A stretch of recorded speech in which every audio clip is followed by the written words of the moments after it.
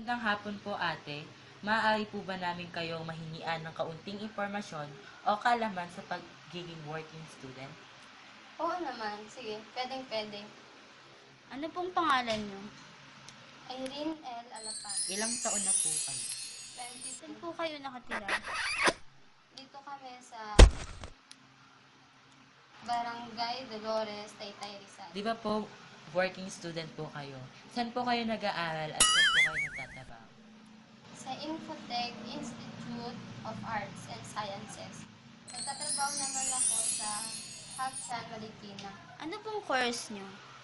HRS, Hotel and Restaurant Services.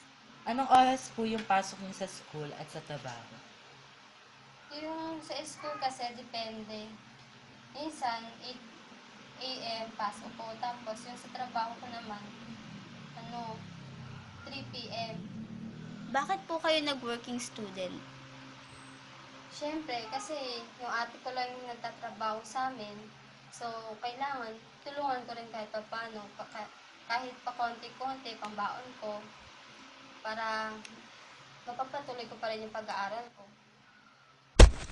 Mahirap po bang pagsabayin ng pag-aaral at pagtatrabaho? Mahirap siya kung iisipin ng mahirap. Pero siyempre, kung ginusto mo naman at masaya ka sa ginagawa mo at kung kailangan namang gawin para mapagpatuloy mo yung pag-aaral mo, hindi naman ganong mahirap. Pero yung sa puyat, ayun na yung kalaban. Kasi ilang oras lang yung tulog ko tapos yung pasok ko maaga. Tapos pag afternoon, papasok na naman sa trabaho. Pero okay lang. Hanggang ngayon pa rin po ba ay nag-working student pa rin kayo?